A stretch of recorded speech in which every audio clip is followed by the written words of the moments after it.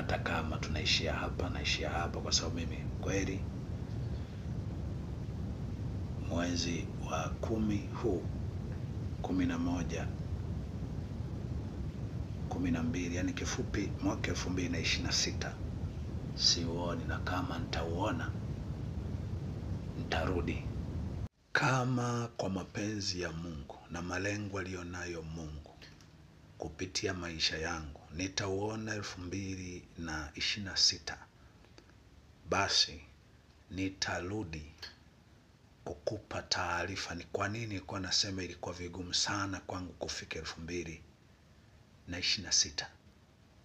Nitakujulisha niliyokuwa nimeyafesi, yaliyokuwa amenikabili, na ameni hata wewe utakiri, utakubali, utapokea kwamba kweli wewe kufika mwaka huu ni muujiza unaoishi, ni maajabu ya Mungu tu. Hali ya moyo nilionayo hapa na hali ya mawazo nilionayo hapa na mazingira niliopo na kile nachojua ya kwamba kitanikabili baada ya haya, sioni uwezekano wa kuwa salama. Najua wakati wowote inaweza ikawa ni habari yoyote kwa habari ya maisha yangu. Ni kwa sababu hiyo, ikiwa kuna mtu ambaye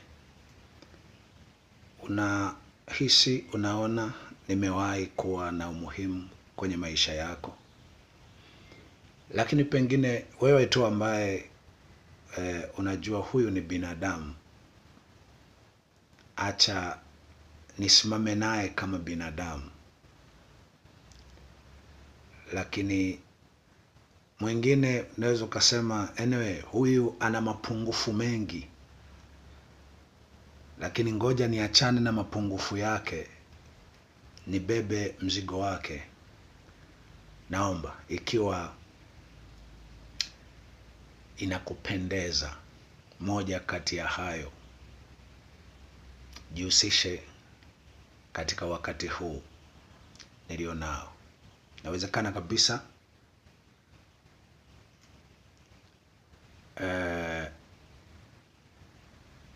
pesa yako ama chochote unachoweza kufanya, inawezekana kitaokoa uhai wangu, au kitakuwa ndio kitu cha mwisho ambacho nilishiriki pamoja na wewe. Katika hali yoyote, naamini utakuwa katika baraka ya maisha yangu, ama utapata baraka ya maisha yangu. Kumbuke iliandikwa, atakayewanywesha ngaa kikombe cha maji ya baridi wadogo hawa, thawabu yake haitampotea. Atakayempokea nabii kwa kuwa nabii atapata thawabu ya nabii. Atakayempokea mwenye haki kwa kuwa ni mwenye haki atapata kipawa cha mwenye haki. Unaweza ukaona pata upenyo wa kunyoa nywele kwa sababu ya mashaka ya upatikanaji wa maji, lakini asante Mungu tuna mazoezi ya kutokula chakula kwa sababu ya aina ya maisha tunayoishi ya maombi. Naamini hii imewezesha sana kuishi katika mazingira ambayo inawezekana kabisa ndani ya siku 2-3 ningekuwa nimejilemea mno.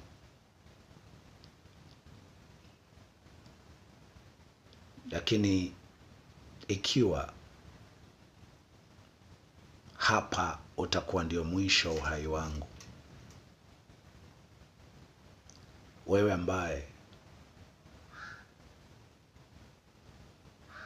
aidha kwa sababu ya ubinadamu tu au kwa sababu umejua dhamiri yangu ni njema katika yote niliyokuwa nafanya, yote ninayofanya, yote niliyofanya, basi nakuomba toa chochote kitanifikia. Nimeweka namba hapa, tumia hizo namba. Najua nimekuwa ni mtu ambaye kwa sehemu kubwa mmesimama nami kwa mambo mbalimbali, lakini pia mmesimama na watu wengi kwa namna mbalimbali, na inawezekana kabisa mechoka, mebeba mzigo kwa siku nyingi. Na mimi ninachoamini ni kwamba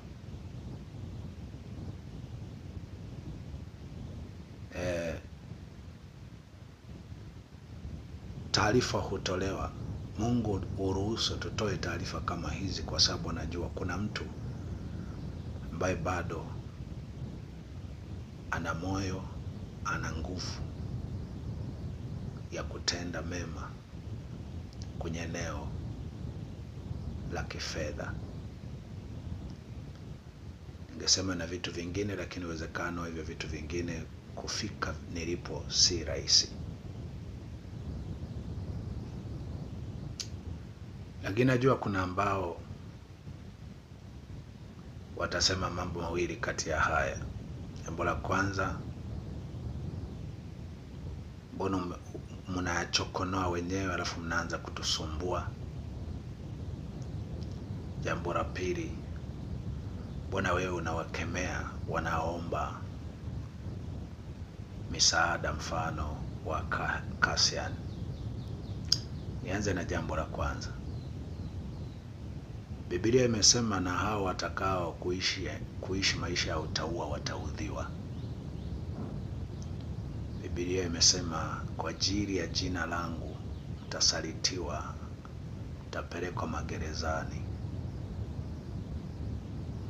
wengi wenu mtafishwa, mtauawa. Jina la Yesu sio Yesu yenyewe, ni kwa tafsiri yake ni wale mtakaoishi aina ya maisha yangu hamtakwepa kupatwa na niliyopatwa nayo. Sema ikiwa mti mbichi umefanyiwa hivi, itakuwaje kwa miti mikavu? Inawezekana unaojua kwamba wana hekima, wahubiri wana hekima, utafahamu walikuwa na mahusiano ya karibu sana na watu walioleta madhara kwa ndugu zako, kwa sababu wito ni mmoja, Mungu ni mmoja, njia ni moja. Mhubiri anaweza akawa salama tu ikiwa jamii yake iko salama. Jamii inapolia, mhubiri hawezi kuwa salama kwa sababu imempasa anunue hiyo hali au asimame katikati pa hiyo hali ili kuhakikisha anaweka sawa. Biblia inasema heri mpatanishi, heri wapatanishi maana watakuwa wana wa Mungu. Mhubiri ni mtu ambaye hawezi kuwa salama. Mhubiri aliyetokana na Mungu kabisa, ambaye Yesu ndiye alianza uhubiri, hawezi kuwa salama isipokuwa jamii yake iko salama. Jamii isipokuwa salama, lazima aende hapo penye kilio. Katika Mhubiri sura ya 7 mstari wa 4 inasema moyo wake mwenye hekima umo nyumbani mwa matanga, lakini moyo wake mpumbavu umo nyumbani mwa furaha. Mhubiri kabisa maisha yake yote utafuta wapi pana kilio, pana maonezi. Anatafuta cha kusema pale, anatafuta cha kufanya pale, ili kumwokoa mtu anayelia.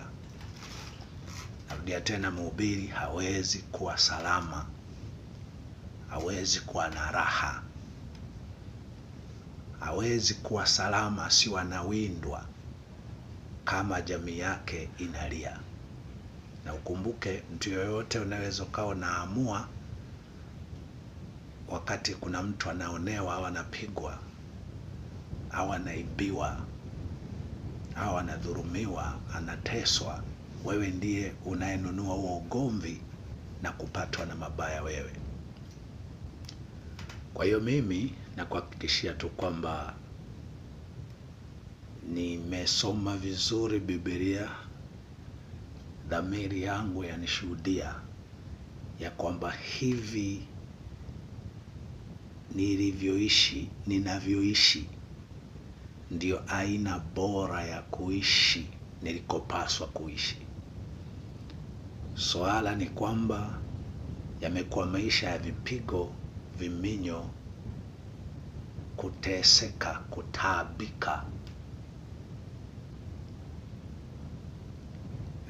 Kwa Biblia nisomayo sijawa wa kwanza. Mambo yalikuwa hivyo kwenye jamii kadha wa kadha zilizotengamaa, mpaka zilipotengamaa kukawa usikii kilio, usikii, uoni mtu fulani mwenye nguvu akimuonea kila anayetaka kumuonea, akimdhulumu kila anayetaka kumdhulumu.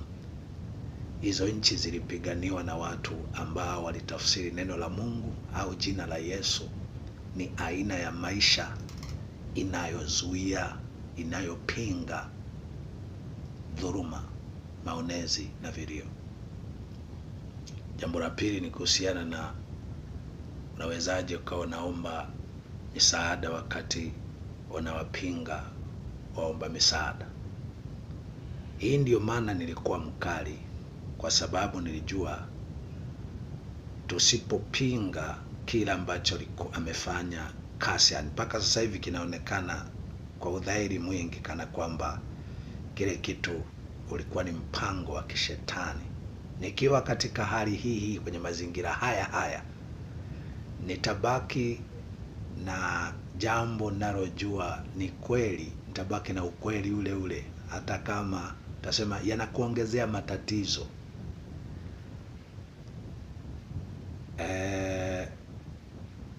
Nilipinga na nitapinga kwa nguvu zangu zote staili ya uchangishaji wa Cassian, kwa sababu mimi sikukataa kuchangisha kwa ajili ya ujenzi, lakini nilikataa njia iliyotumika kusingizia ugonjwa ambao kama uliumwa weka tu vielelezo yaishe. Kama kuna watu walikuwa wanakuja kukuombea, wajitokeze waliokuwa wanakuja kukesha hapo, wa faraga, wa Sabato, Waislamu, wajitokeze waseme hali ya ugonjwa ilivyokuwa mbaya. Kama ulikuwa unaumwa ini, tumbo, kulikuwa na sumu, funua tu hilo tumbo lako tuone kile kidonda, ile tumbo uliokuwa unatuonyesha kama ndo hilo. Kama ulikuwa kwenye ugonjwa wa aina hiyo, siku moja tu tunaanza kuona unacheza katika hali ile ya zamani. Tunakuambia toa uthibitisho wa magonjwa, vipimo, na ulimopita kwenye hospitali unakuja kuanza kutuonyesha vipimo. Unaenda kupima kuthibitisha kwamba tatizo limeondoka, nimepona kabisa, ndio unatupigia tu picha tu aina hiyo. Mimi naona hapo unatuchezea tu, natupanga tu. Na sasa tunaona naanza kutoa nyimbo za mipasho, unacheza kimipasho, unakuwa na kikundi cha vijana wahuni wanacheza kihuni. suruali ulizokuwa unazipinga unazivaa mwenyewe, kwa wanawake unazivaa mwenyewe. Mitindo ya nyimbo unayopinga kwamba ni ya kidunia unaimba mwenyewe. Ukiimba wewe sio ya kidunia, wakiimba wengine ni ya kidunia. Mimi naona hiyo inafichua, na nishasema mimi nimemuomba Mungu kwamba Mungu, wote ambao tulijua ni wa kwetu wafichue.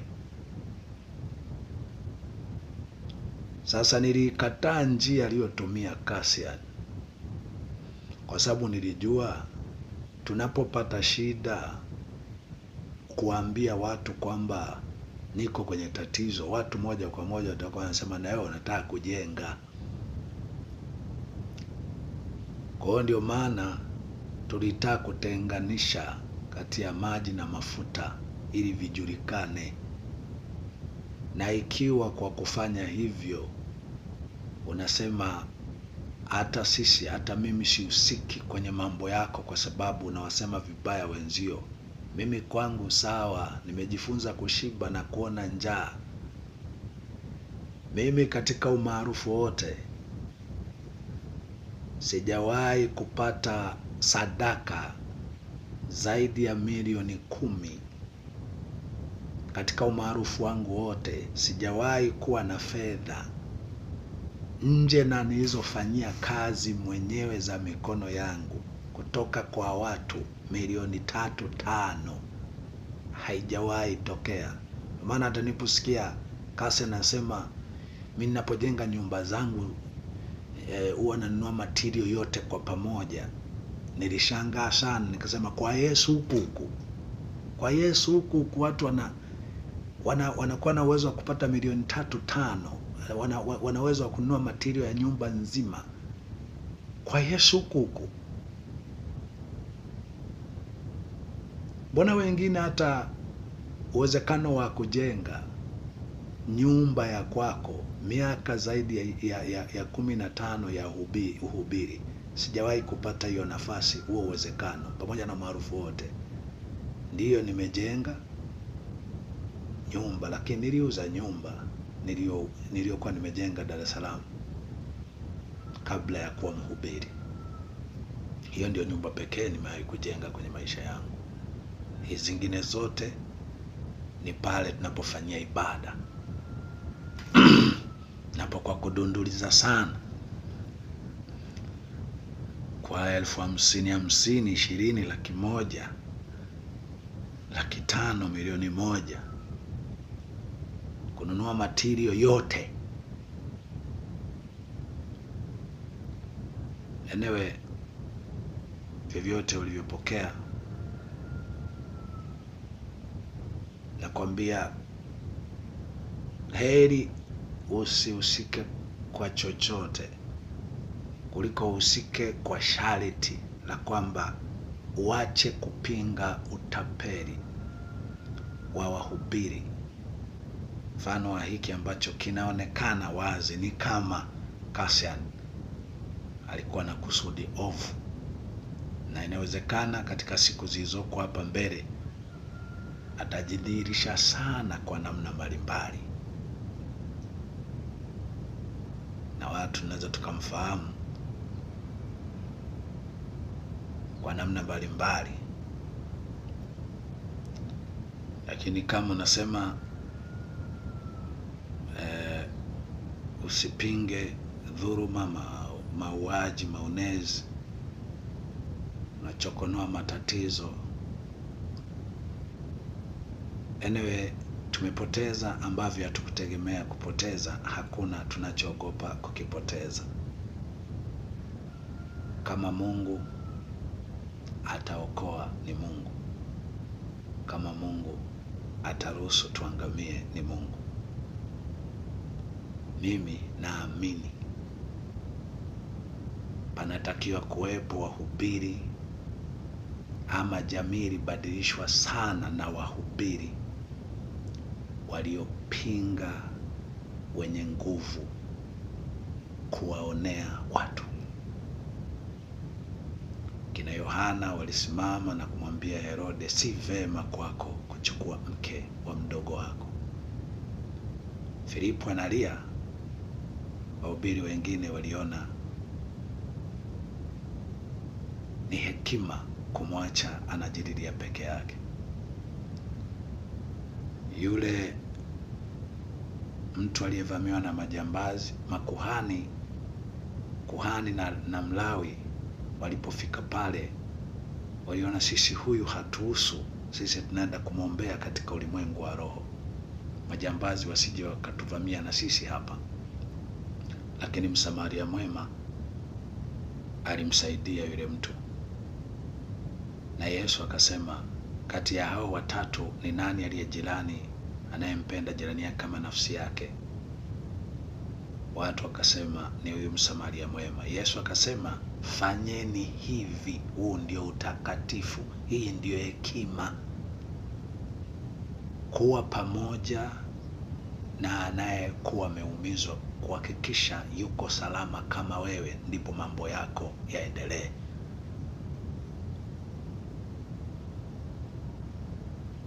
Naamini uliyeweza kusikiliza mpaka hapa mwisho, najua mimi niko tayari, si leo tu, jana, kama Mungu ameona vema tuishie hapa. Amina. Angalia, tumenyoa nywele, pata upenyo wa kunyoa nywele kwa sababu ya sintofahamu ya maji, na kula kwa shida, ili tuhakikishe hata kama ni mwaka mmoja, miaka kadhaa ya kukaa katika mapango,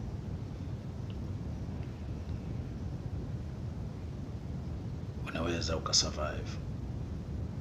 Lakini kama nataka kuwa sehemu ya baraka hii, hata kama tunaishia hapa, kwa sababu mimi kweli mwezi wa 10 huu, 11,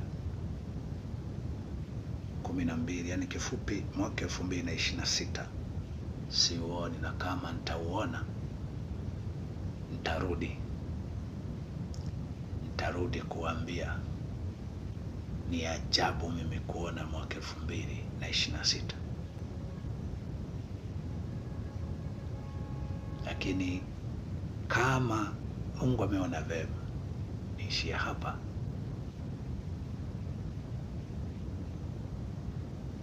kama Mungu ameona vema niishie hapa, napokea. Mapenzi yake na yatendeke.